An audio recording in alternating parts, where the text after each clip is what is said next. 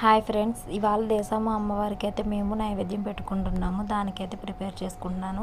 ఇలా ముందుగా రైస్ కడిగేసి అందులో కొంచెం పెసరపప్పు వేసుకుని, నైవేద్యం అన్నాం కాబట్టి పెసరపప్పు వేసుకుని మనం కడుక్కుని బియ్యం పక్కన పెట్టుకున్నాను. ఇంకో పక్కనే పప్పు కడుక్కుని పెట్టుకున్నాను. ఇలాగా ఆదిత్య అని మునగాకు క్లీన్ చేసి ఇమ్మంటే ఆదిత్యకి మునగాకు క్లీన్ చేశాడు. ఇలాగ పప్పు ఉడికిపోయింది. మునగాకు కడుక్కుని వేసుకుని పసుపు, కారం, ఉప్పు వేసుకుని ఉడికించుకుంటున్నాను. ఇలాగా నైట్ నానబెట్టుకున్న మినపగుళ్ళు, బియ్యం పిండి కలుపుకుని పొంగు బుర్లకి అయితే పక్కన పెట్టుకున్నాను. సాల్ట్ అవి వేసుకుని ఇలాగ ఉడికిపోయింది పప్పు మునగాకును.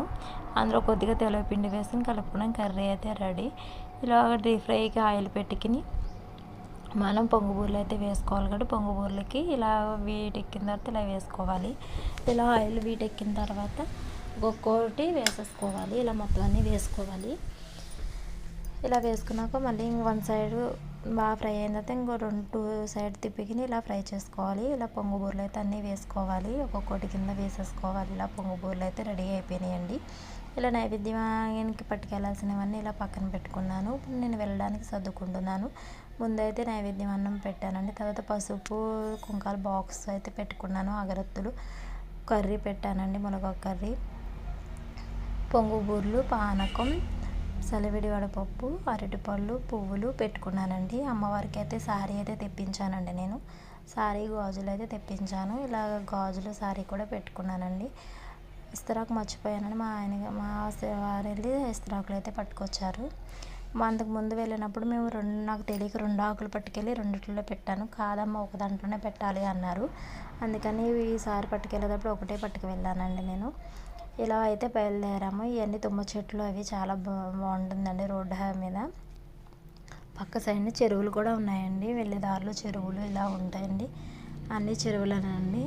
ఇలా వచ్చేసాము. మేమైతే టెంపుల్కి అయితే వచ్చేసాము. ఇక్కడైతే కీర్తి వాళ్ళైతే కాళ్ళు కడుక్కుని ఇలా 3 ప్రదక్షిణాలు అయితే చేస్తామండి. ఆదిత్య అయితే కోడిని పట్టుకుని ఎదురు నడుస్తున్నాడు. మేమైతే నైవేద్యం అన్నం పట్టుకుని వెళ్ళాము. ఇలాగైతే ఫస్ట్ దండం పెట్టుకుని ఇస్తరాకు కడుక్కుని నైవేద్యం అన్నం అయితే పట్టుకెళ్ళింది. ఇలా పెట్టి 3 భాగాలుగా చేయమన్నారండి. ఇలా 3 భాగాల కింద పెట్టుకుని కర్రీ అయితే వేసుకుని పొంగు బూరెలు, బెల్లం ముక్క కూడా ఉంటే వేయమన్నారు. బెల్లం ముక్క కూడా పట్టుకెళ్ళానండి. నేను బెల్లం ముక్క వేసుకున్నాము.